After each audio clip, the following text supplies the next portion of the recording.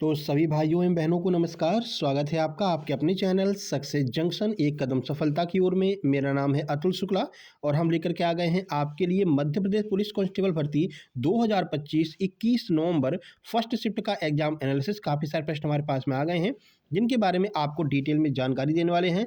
100% real और authentic प्रश्न ही हम आपको करवाने वाले हैं। ठीक है, चलिए आज के प्रश्न किस किस ने भेजे हैं वो देख लेते हैं। उससे पहले वीडियो को लाइक करके चैनल को सब्सक्राइब कर दीजिए जिससे आगे आने वाली सारी वीडियो टाइम टू टाइम आपके पास में पहुंच सके। ठीक है, सबसे पहले देवेश पचौरी जी 79 नंबर इनके आए हैं, बहुत बहुत धन्यवाद आपका। उसके बाद में गौरव तोमर जी 82 नंबर इनके आए हैं। इन दोनों लोगों ने आज हमें प्रश्न भेजे हैं, आप दोनों लोगों को बहुत बहुत धन्यवाद। शुरुआत करते हैं साइंस से। आइए देखते हैं आज का पहला प्रश्न।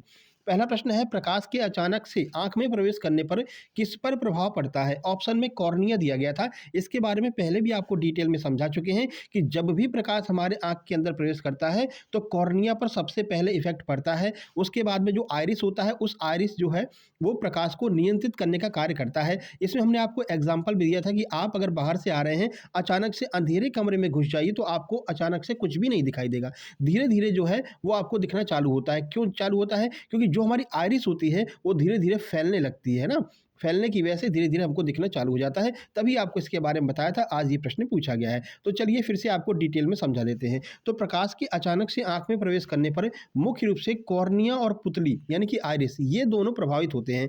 ऑप्शन में कॉर्निया दिया गया था तो कॉर्निया ही आपका आंसर हो जाएगा। ठीक है, देखिए तो क्योंकि कॉर्निया जो है वो प्रकाश को अपवर्तित करता है और पुतली प्रकाश की मात्रा को नियंत्रित करती है। तो सबसे ज़्यादा इफेक्ट किस पर पड़ता है?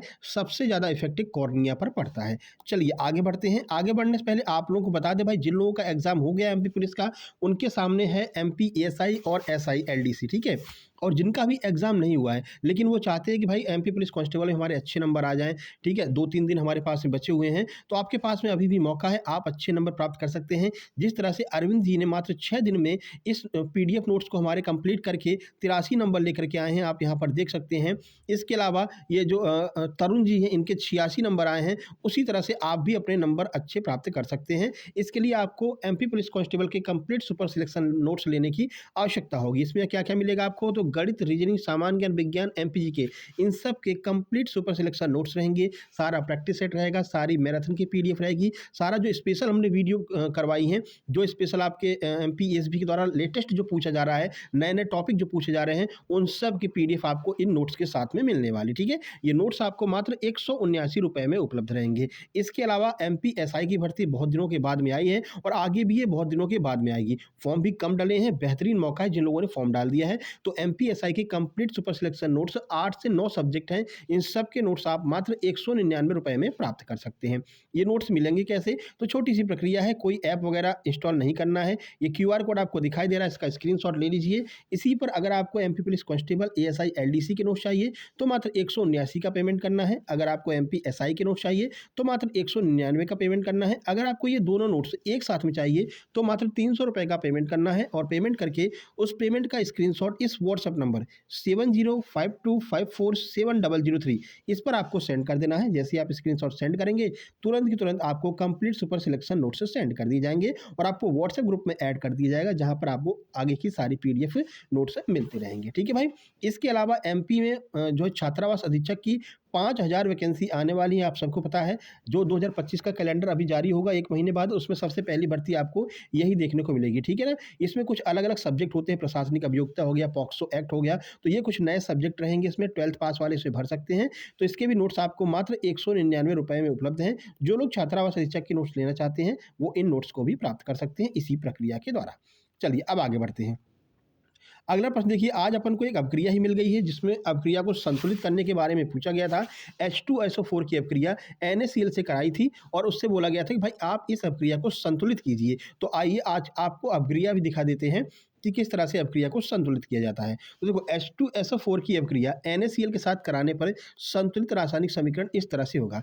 सबसे पहले NaCl रहेगा, H2SO4 रहेगा। इन दोनों की जब आपस में क्रिया कराएंगे तो Na2SO4 बनेगा। क्या बनेगा? ये Na जो है वो SO4 के साथ में अपक्रिया करेगा, Na2SO4 बन जाएगा। उसके बाद में ये जो H है ये H जो बचा हुआ है ये Cl के साथ में क्रिया करके HCl का निर्माण कर देगा। अब दोनों तरह हमको बराबर करना पड़ेगा। अगर देखो 2 Na यहाँ पर है तो Na यहाँ पर भी 2 होना चाहिए। अगर Cl यहाँ पर 2 है तो यहाँ पर भी Cl 2 होना चाहिए। इसके लिए हम क्या करेंगे, इस NaCl के आगे 2 लगा देंगे। जैसे ही 2 इसमें लगाएंगे तो आप देख लो, आप Na भी यहाँ पर 2 हो गया, यहाँ पर भी Na 2 है, ठीक है, और Cl भी यहाँ पर 2 हो गया तो यहाँ पर भी Cl 2 है, ठीक है। इस तरह से आप इसको जो है समायोजित कर सकते हैं, इसको संतुलित कर सकते हैं। तो अवक्रिया संतुलित करने के लिए 2 प्रश्न डेली पूछे जा रहे हैं। बस करना ये होता है भाई, दोनों तरफ बराबर बराबर मात्रा में होना चाहिए, इस तरह से आपको समायोजित करना होगा। चलिए, इस अभिक्रिया में क्या होता है, तो सोडियम क्लोराइड और सल्फ्यूरिक एसिड प्रतिक्रिया करके सोडियम सल्फेट और हाइड्रोक्लोरिक गैस बनाते हैं। जैसा कि आपको दिखाई दे रहा है, सोडियम सल्फेट बन गया और हाइड्रोक्लोरिक गैस बन गई। हाइड्रोक्लोरिक गैस जो HCl होता है वो बाहर निकल जाता है, ठीक है भाई। आगे बढ़ते हैं, अगला है देखो कंडीशन वाला प्रश्न है कि फेफड़े के नली के समान शरीर में और कौन सी नली रहती है। ऑप्शन में दिया गया था मूत्राशय, बोमन कैप्सूल, मूत्रवाहिनी या फिर और कुछ, मतलब 4 ऑप्शन आपको दिए गए थे। जैसे हमारे फेफड़े होते हैं, ये मान लीजिए फेफड़े हो गए, ठीक है।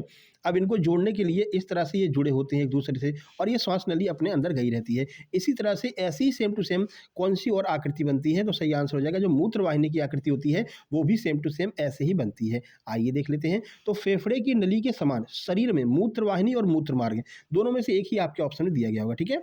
नली के रूप में मौजूद होती है। फेफड़ों में वायु नली जैसे ट्रेकिया होता है जैसी संरचनाएं होती हैं जो हवा को फेफड़ों तक ले जाती हैं, और उत्सर्जन तंत्र में मूत्रवाहिनी होती है जो मूत्र को गुर्दे से मूत्राशय तक ले जाती है। सेम टू सेम प्रक्रिया फेफड़े की तरह इसमें भी होती है। तो मूत्रवाहिनी क्या है, यह एक नली है जो गुर्दे से मूत्र को मूत्राशय तक ले जाती है। मूत्रमार्ग क्या है, यह एक नली है जो मूत्राशय से मूत्र को शरीर से बाहर निकालने का कार्य करती है, ठीक है। ये दोनों के बारे में आपको जानकारी होना आवश्यक है।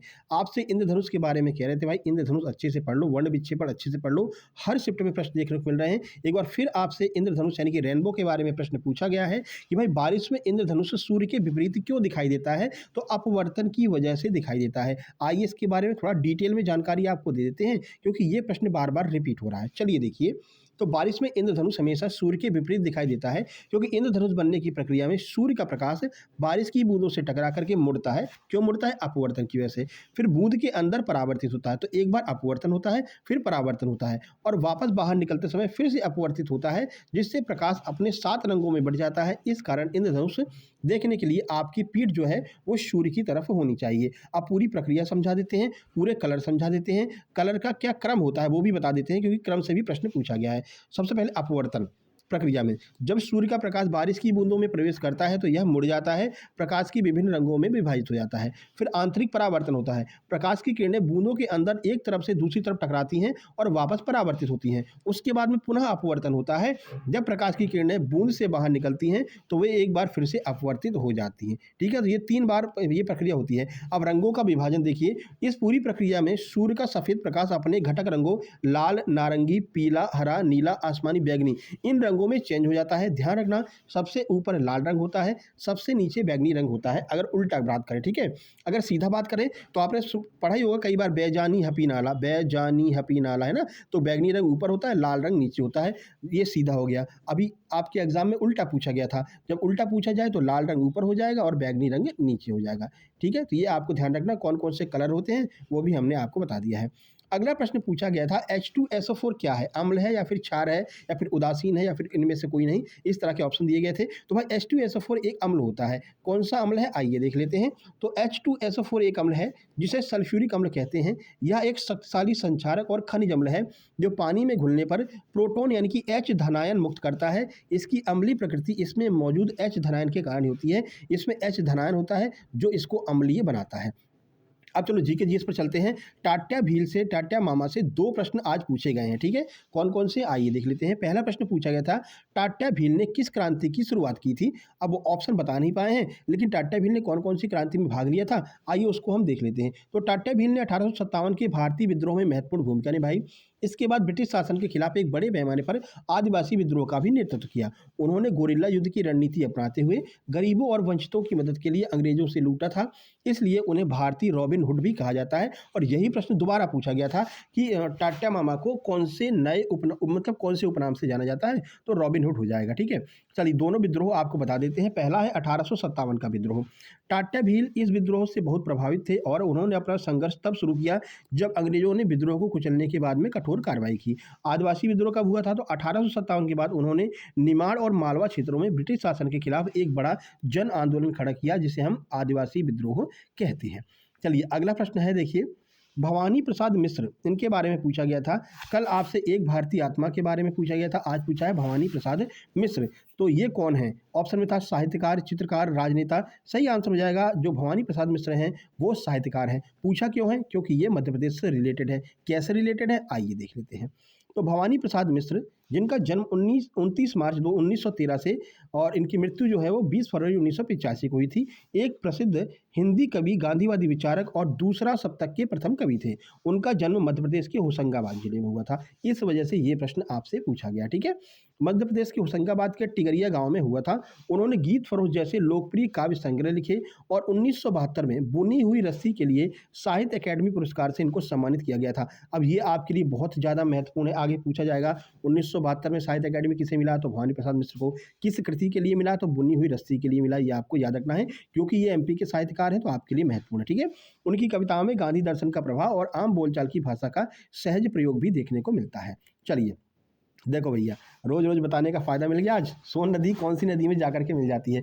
हर बार आपको बताते थे कि भैया ये अमरकंटक का पहाड़ है, यहाँ से जो है नर्मदा निकलेगी, ये जाकर के अरब सागर में गिरेगी, यहाँ से सोन निकलेगी, सोन जाकर के पटना में, बिहार के पास, बिहार के पटना में जाकर के गंगा नदी मिल जाती है, गंगा नदी बंगाल की खाड़ी में गिर जाती है। देखो आज एज इट इज यही प्रश्न पूछा है कि सोन नदी जाकर के किस में मिलती है? तो सोन नदी गंगा नदी में मिलती है, पटना बिहार में जाकर के मिलती है, ठीक है। चलिए देख लेते हैं। तो देखो सोन नदी पटना के पास गंगा नदी में जाकर के मिल जाती है। यह गंगा नदी की एक प्रमुख दक्षिणी सहायक नदी है जो मध्य प्रदेश में अमरकंटक के पास से निकलती है, उत्तर प्रदेश और झारखंड से होकर के ये बहती है, ठीक है। मिलान बिंदु तो सोन नदी बिहार के पटना जिले में गंगा नदी में जाकर के मिल जाती है। प्रवाह मध्य प्रदेश, उत्तर प्रदेश और झारखंड राज्यों में बहती हुई बिहार में प्रवेश करती है, ठीक है। तो आज ये प्रश्न पूछा गया था। अब यहाँ से 2-3 नदियाँ आपकी और क्लियर हो गई होंगी। अमरकंटक से ही नर्मदा निकलती है जो अरब सागर में गिरती है, ठीक है। बाकी आपकी ताप्ती नदी कहाँ से निकलती है? तो मुल्ताई बैतूल से निकलती है, वो भी जाकर के अरब सागर में गिरती है। तो यह गंगा की जो है एक सबसे बड़ी सहायक नदी है, दक्षिणी सिरे से मिलने वाली सबसे बड़ी सहायक नदी है, जो यमुना नदी के बाद में दूसरी सबसे बड़ी नदी है। तो गंगा की सबसे बड़ी नदी कौन सी है? यमुना है। दूसरी सबसे बड़ी नदी कौन सी है? सोन है, ठीक है। अब चलिए देखते हैं अगला प्रश्न। टाट्या भील से एक और प्रश्न आया था कि टाट्या भील को कौन सी उपाधि दी गई थी? क्रांतिकारी की, पश्चिमी निमाड़ के राजा की, रॉबिन हुड की, या फिर इनमें से कोई नहीं? सही आंसर रॉबिन हुड हो जाएगा। आइए देख लेते हैं कुछ अन्य जानकारी। तो टाट्या भील को भारतीय रॉबिन हुड मामा के नाम से जाना जाता है क्योंकि उन्होंने ब्रिटिश सरकार के खजाने लूटे और गरीबों में बांट दिए। उन्हें क्रांतिकारी, पश्चिमी निमाड़ के राजा या फिर राजनेता के नाम से नहीं जाना जाता, ठीक है, बल्कि उन्हें उनके समुदाय और जनता के बीच प्यार और सम्मान के कारण मामा और एक वीर व्यक्ति के रूप में सम्मानित किया जाता है। तो पहला नाम है इनका भारतीय रॉबिन हुड। टाट्या भील को भारत के रॉबिन हुड के रूप में जाना जाता है। क्यों? क्योंकि वो अमीरों से खजाने छीनते थे और गरीबों में बांटते थे। मामा, उन्हें लोग प्यार से मामा कहते थे क्योंकि वे सभी की रक्षा करते थे और मदद करते थे। उन्हें जनता का नायक भी कहा जाता था। वे गरीबों और वंचितों के लिए एक नायक बन गए थे और आज भी उन्हें निमाड़ क्षेत्र में एक लोक देवता के रूप में पूजा जाता है, ठीक है। तो ये कुछ महत्वपूर्ण जानकारी थी टाट्या भील के बारे में।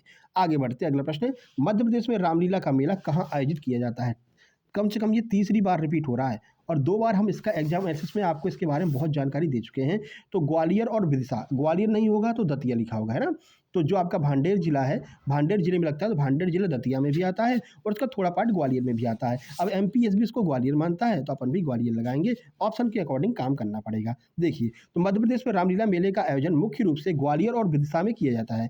ग्वालियर जिले की भांडेर तहसील में यह मेला बहुत पुराना और प्रसिद्ध है, जबकि विदिशा में 1901 से हर साल रामलीला का मेला लगाया जाता है। अब आप मेले वाली पीडीएफ उठा करके देखना और वहाँ पर देखना ये दोनों मेलों के बारे में हमने बताया कि नहीं, दोनों मेलों के बारे में पूरा डिटेल में। जब ये पहली बार पूछा गया था तभी हमने मेले के ऊपर वीडियो बना दी थी और उसकी पीडीएफ जिन लोगों ने नोट्स दिया था उनको दे दिया था। मेगावाट विद्युत परियोजना पूछी जा रही थी, उसके ऊपर वीडियो बना दी।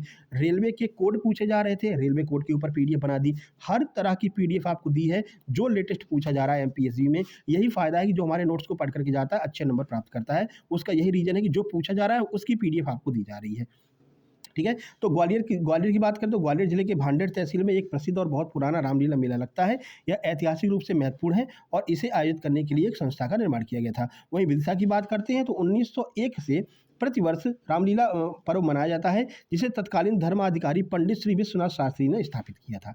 आगे बढ़ते हैं, अगला है हिमालय को कितने बराबर भागों में बांटा गया है? तो देखो हिमालय को 2 मुख्य तरीकों से बांटा गया है।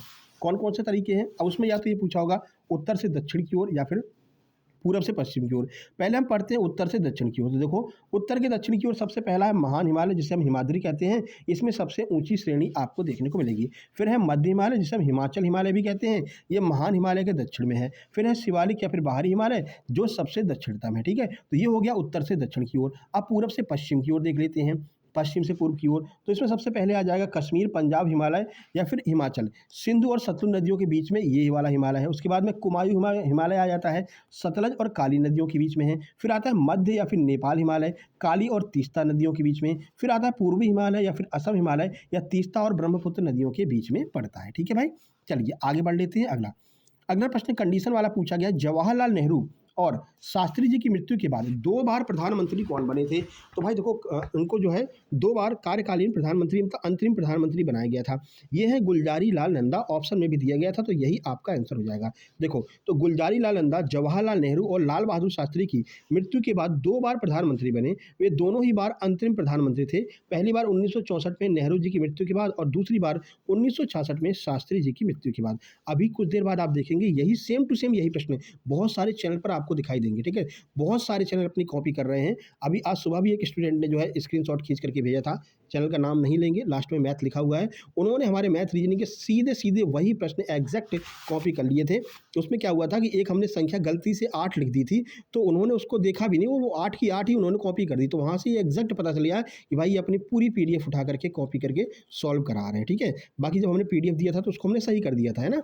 तो ये भी देख लो भाई, ठीक है, अपना रोला चल रहा है कह सकते हैं। बहुत सारे बड़े बड़े चैनल भी कॉपी कर रहे हैं अपने प्रश्नों को। चलो कोई दिक्कत नहीं है, वो सब आपकी सहायता से। जो लोग एग्जाम देने जाते हैं वो लोग एग्जैक्ट 100% रियल प्रश्न हमारे पास में भेजते हैं, फिर हम आपको कराते हैं, है ना। तो एग्जैक्ट प्रश्न आपको यहीं पर मिलेंगे। चलिए देख लेते हैं। तो ये हमने बता दिया दोनों को। अब आगे बढ़ते हैं अगले प्रश्न की ओर। अगला स्थानांतरण और आरक्षण, ये कौन से एक्ट से पारित हुए थे? सही आंसर 1909 के एक्ट से आरक्षण के बारे में बताया गया था। चलिए देख लेते हैं। तो देखिए 1909 में आरक्षण की अवधारणा भारतीय परिषद अधिनियम 1909 से आई, जिसे मार्ले मिंटो सुधार भी कहा जाता है। इस अधिनियम ने मुसलमानों के लिए अलग निर्वाचन क्षेत्र पेश करके सांप्रदायिक आरक्षण की शुरुआत की। भारत परिषद एक्ट जो 1909 है, इस अधिनियम ने पहली बार ब्रिटिश भारत में सांप्रदायिक आरक्षण पर मतलब सांप्रदायिक आधार पर आरक्षण की शुरुआत की थी। तो आरक्षण का जो ये मतलब कि मामला आया है, ये भारतीय परिषद अधिनियम 1909 से आया है, जिसमें सबसे पहले सांप्रदायिक निर्वाचन बनाया गया था, जिसमें मुसलमानों को अलग किया गया हिंदुओं से। उसका प्रभाव ये हुआ कि भारत में राजनीतिक प्रतिद्वंद्विता के लिए सांप्रदायिक विभाजन को बढ़ावा मिला। यानी कि अब जो जाति पात के ऊपर जो भेदभाव के आधार पर चुनाव हो रहे हैं, इसकी नींव जो है वो 1909 में अंग्रेजों ने ही डाली थी, भारत परिषद अधिनियम या फिर मार्ले मिंटो सुधार के आधार पर। आगे बढ़ते हैं। अगला देखिए, मध्य प्रदेश में कौन सी स्थिति पाषाण युग की है? ऑप्शन में दिया था भीमबेटका, आदमगढ़ की गुफा, ये एक ऑप्शन दिया था। फिर सांची का जो आपका स्तूप है वो दिया गया था। ऐसे 2-3 ऑप्शन दिए गए थे। सही आंसर हो जाएगा भीमबेटका और आदमगढ़ की गुफा, ये दोनों पाषाण युग से संबंधित हैं। देखिए तो मध्य प्रदेश में भीमबेटका और आदमगढ़ की गुफाएं दोनों ही पाषाण युग की हैं। भीमबेटका को पुरापाषाण और मध्यपाषाण काल की कलाकृतियों के लिए जाना जाता है, जबकि आदमगढ़ की गुफाएं जो हैं वो भी मध्यपाषाण काल के साक्ष्य के लिए महत्वपूर्ण मानी जाती हैं। ठीक है, तो भीमबेटका देख लो कहाँ पर है, ये कई बार पूछा गया है। तो भीमबेटका मध्य प्रदेश के रायसेन जिले में है और यूनेस्को की विश्व धरोहर स्थल में शामिल है। यहाँ पुरापाषाण काल से लेकर मध्यपाषाण काल तक के शैल चित्र हैं, जो शिकार, नृत्य और सामुदायिक जीवन जैसे विषयों को दर्शाते हैं। वहीं अगर हम आदमगढ़ की गुफाओं के बारे में बात करें तो यह भी पाषाण युग विशेष रूप से मध्यपाषाण काल से संबंधित है। यहाँ से मिले प्रमाणों से पता चलता है कि इस काल के लोग गुफाओं में रहते थे। चलिए आगे बढ़ते हैं। अगला एक प्रश्न बनाया गया था भाई कि गोल्फ की एक पारी में यानी एक इनिंग में कितने बार दस्ताने बदले जा सकते हैं या फिर कितने दस्ताने पहने जा सकते हैं? तो इसकी अभी जब हमने सर्च किया है तो भाई इसमें दिखाया कि कोई लिमिट नहीं होती है ना। देखिए तो गोल्फ की एक पारी में दस्ताने बदलने की कोई निश्चित संख्या नहीं है, यह व्यक्तिगत पसंद और परिस्थितियों पर निर्भर करता है। कई गोल्फर घिसावट या पसीने के कारण कुछ होल यानी कुछ छेद हो जाने के बाद में दस्तानों को बदलते हैं। कुछ लोग अच्छी पकड़ बनाए रखने और दस्ताने की उम्र बढ़ाने के लिए हर 9 होल के बाद या हर होल के बाद में दस्ताने बदल सकते हैं। इसके लिए कोई लिमिट नहीं है। अगला प्रश्न है, अमेरिका की पेंटिंग पूछी गई थी करंट अफेयर। अमेरिका की पेंटिंग जिसका नाम है शीर्षकहीन, जो 110 मिलियन डॉलर में बिकी है, उसके पेंटर का नाम पूछा गया था। तो इसके पेंटर का नाम है मिशेल बास्कियाट, ठीक है, मिशेल बास्कियाट। देखिए 110 मिलियन डॉलर में बिकी अमेरिकी पेंटिंग के पेंटर जीन मिशेल बास्कियाट हैं। उनकी पेंटिंग शीर्षकहीन 2017 में सोथबीज में 110.5 मिलियन डॉलर में बिकी थी, जो किसी भी अमेरिकी कलाकार के द्वारा सार्वजनिक नीलामी में बिकी गई सबसे महंगी कलाकृति बन जाती है।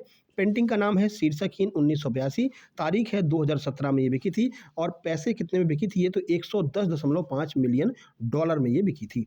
अगला, चंद्रमा से देखने पर आसमान का रंग काला क्यों दिखाई देता है? क्योंकि चंद्रमा के आसपास जो है वायुमंडल नहीं है, तो वहाँ पर प्रकीर्णन नहीं होता है, इसलिए काला दिखाई देता है। देखिए दो तरह से प्रश्न को पूछा गया था इसी को। तो चंद्रमा से आसमान काला दिखाई देता है क्योंकि आसमान पर कोई वायुमंडल नहीं है, इसलिए सूर्य के प्रकाश का प्रकीर्णन नहीं होता है। पृथ्वी पर वायुमंडल के कण सूर्य के प्रकाश को बिखेर देते हैं, जिससे आकाश नीला दिखाई देता है, लेकिन चंद्रमा पर ऐसा कोई वातावरण नहीं है जो प्रकाश को बिखेर सके, इसलिए वहाँ से आसमान काला दिखाई देता है। तो वायुमंडल का अभाव है, चंद्रमा पर कोई वायुमंडल नहीं है, या मुख्य कारण है कि प्रकाश बिखेरता नहीं है, जिसकी वजह से वहाँ पर क्या होता है, काला दिखाई देता है। और प्रकाश का प्रक्रिया नहीं हो पाता है, यानी कि प्रकाश का बिखराव नहीं हो पाता है, जिसकी वजह से वहाँ पर जो है काला दिखाई देता है। ठीक है, बाकी इसके बारे में आपको पहले भी बता चुके हैं। और चंद्रमा पर कोई बिखराव वगैरह नहीं होता है, या ये जो लोग नोट्स लेंगे उनको पीडीएफ मिल जाएगी, आराम से पीडीएफ लेकर के पढ़ सकते हैं। बाकी टेलीग्राम पर भी पीडीएफ डाल दी जाती है, लेकिन 24 घंटे बाद डाली जाती है। देखो एक प्रश्न इसी को घुमा करके दिया गया था फिर से, कि अगर वायुमंडल ना हो तो आकाश का रंग कैसा होगा पृथ्वी से देखने पर? तो आकाश का रंग काला हो जाएगा। क्यों होगा वो अभी आपको ऊपर बता दिया है। अगर वायुमंडल नहीं होता है तो आकाश काला दिखाई देगा। ऐसा इसलिए है क्योंकि आकाश का नीला रंग प्रकाश के प्रकीर्णन के कारण होता है, जो वायुमंडल में मौजूद गैस के अणुओं और धूल कणों के द्वारा होता है। वायुमंडल के बिना सूर्य के प्रकाश को फैलाने वाला कोई माध्यम नहीं होगा, और सीधे सूर्य के प्रकाश में भी बिखरा हुआ नीला प्रकाश दिखाई नहीं देगा, तो पूरा आसमान जो है वो काला रंग का दिखाई देगा, है ना। तो दो प्रश्न आज प्रकीर्णन से पूछे गए थे, एक आपका इंद्रधनुष से पूछा गया था। आगे बढ़ते हैं, अगला प्रश्न मैथ की बात कर लेते हैं। देखो तो मैथ का प्रश्न है, 200 मीटर आसमान में उड़ता हुआ एक हवाई जहाज पृथ्वी पर 30 डिग्री का उन्नयन कोण बनाता है। तो भाई हवाई जहाज की पृथ्वी से दूरी ज्ञात करनी थी आपको, ठीक है, क्षैतिज, ये क्षैतिज दूरी होगी, ठीक है। ये जो कर्ण बन रहा था कुल मिलाकर के इस तरह से था, ये जो कर्ण बन रहा था, इस कर्ण की आपसे लंबाई पूछी गई थी कि कितनी दूरी पर स्थित है। अगला, साइन ए बराबर 3/5 दिया गया था, कोण बी जो है वो 90 डिग्री का हो तो कॉस सी का मान आपको बताना था। अगला, एक वृत्त के केंद्र पर बाहरी बिंदु से कितनी स्पर्श रेखाएं खींची जा सकती हैं? ऑप्शन में 1, 2, 3 या फिर कोई नहीं। आगे बढ़िए, किसी वस्तु का अंकित मूल्य 500 रुपये है, ठीक है, यदि उसे 450 रुपये में बेचा जाता है तो कितने प्रतिशत का बट्टा दिया गया है, कितने प्रतिशत की छूट दी गई है। अगला, किसी वस्तु को 25% पर बेचते हैं, अगर उसके मूल्य में 60 रुपये जोड़ दें तो 10% का लाभ होता है, तो भाई उसकी सीपी बतानी थी, क्रय मूल्य क्या होगा। अगला, 15 व्यक्ति किसी कार्य को 40 दिन में करते हैं तो 10 व्यक्ति इस कार्य को करने में कितने अधिक दिन लगाएंगे, यानी कितने अतिरिक्त दिन लेंगे, 40 से कितने अतिरिक्त दिन लेंगे। तो भाई आंसर इसका 60 आएगा, लेकिन 40 से कितना ज़्यादा है, तो 40 से 20 ज़्यादा है, तो 20 इसका बिल्कुल सही आंसर हो जाएगा। आगे बढ़िए, किसी मिश्रण में दूध और पानी का अनुपात 7:1 में है, उसमें कितने लीटर पानी मिलाया जाए कि यह अनुपात 3:1 हो जाए? फिर 4 ऑप्शन उसमें दिए गए थे, ठीक है। हाँ भाई, मानक विचलन, 2 से 3 प्रश्न आज मानक विचलन से पूछे गए हैं, स्टैंडर्ड डेविएशन से पूछे गए हैं। आपको हमने पहले भी बताया था कि मानक विचलन की वीडियो देख करके जाना भाई, आगे ये बंच में प्रश्न आएंगे, ठीक है। तो सर्च करना मानक विचलन बाय सक्सेस जंक्शन, तो ट्रिक वाली आपको वीडियो मिल जाएगी, 10 मिनट की वीडियो है साथ, ठीक है। वो हमने बनाई थी आबकारी के टाइम पर भी बनाई थी और पटवारी के टाइम पर भी बनाई थी, तो दोनों वीडियो आप देख करके जाना, आपके 2 से 3 नंबर बहुत पक्के हो जाएंगे और अच्छे से समझ में भी आपको आएगा, ठीक है। अगला, आयु से 2 प्रश्न है, बॉड मास का 1 प्रश्न था, ट्रेन और नाव और धारा इनसे कोई प्रश्न नहीं पूछा गया है। आगे बढ़ते हैं, रीजनिंग। देखो रीजनिंग में एक प्रश्न है कि एक व्यक्ति के माता के पति का पिता उस व्यक्ति का क्या लगेगा, ये पूछा गया था। अगर मिनट की सुई 5 मिनट में 30 डिग्री का कोण बनाती है तो घंटे की सुई 15 मिनट में कितने डिग्री का एंगल बनाएगी। अगला, 400 वर्ष में 29 दिन वाले कितने महीने आएंगे। अगला देखिए, एक आयत को 8 बराबर भागों में काटने पर कितने आयत बनेंगे, यानी कि फिगर काउंटिंग पूछी गई थी। उसके बाद में एक पंक्ति में कुल 35 लोग हैं, एक व्यक्ति का स्थान बाईं ओर से 15वां है, तो दाईं ओर से उसका स्थान कौन सा होगा। तो सीधे से हमने आपको टोटल वाली सूत्र बताया था कि टोटल बराबर लेफ्ट प्लस राइट माइनस 1, तो आपका जो है लेफ्ट से स्थान निकालना हो, राइट से निकालना हो, टोटल निकालना हो, सब निकल करके आ जाएगा।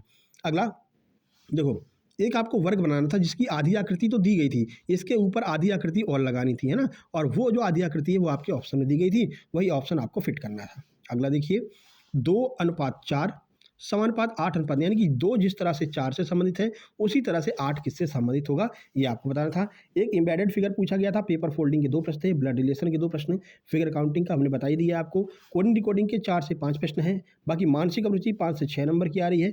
आज कोई भी पजल नहीं पूछी गई है, पजल आज नहीं आई है। साइलॉग के 2 प्रश्न, कथन निष्कर्ष के 2 प्रश्न, नंबर सीरीज के 2 प्रश्न, डायरेक्शन के 2 से 3 प्रश्न पूछे गए थे।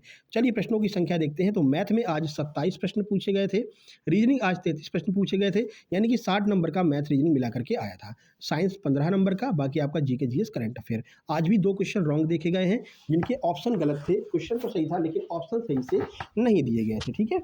और नंबर देख लो तो आज स्कोर 77, 79, 78, 79, 80 और 81 ये स्कोर आज देखने को मिला है। बाकी ये हमारा व्हाट्सएप नंबर है, जिस पर मैसेज करके आप लोग अपने नोट्स तुरंत प्राप्त कर सकते हैं। जिसके भी नोट्स आपको चाहिए आप मैसेज कर देंगे। अगर आप क्यूआर से पेमेंट नहीं कर पा रहे हैं, यहाँ पर मैसेज करके फ़ोनपे नंबर ले लेंगे, फ़ोनपे नंबर पर पेमेंट करके अपने नोट्स प्राप्त कर लेंगे। Telegram channel success junction live के नाम से है, 5000 लोग इसमें जुड़ चुके हैं। आप भी जुड़ सकते हैं, लिंक डिस्क्रिप्शन बॉक्स में दी गई है, नहीं तो नाम भी सर्च कर लेंगे तो भी आपको मिल जाएगा, ठीक है भाई। चलिए मिलते हैं नेक्स्ट वीडियो में, तब तक के लिए नमस्कार, धन्यवाद।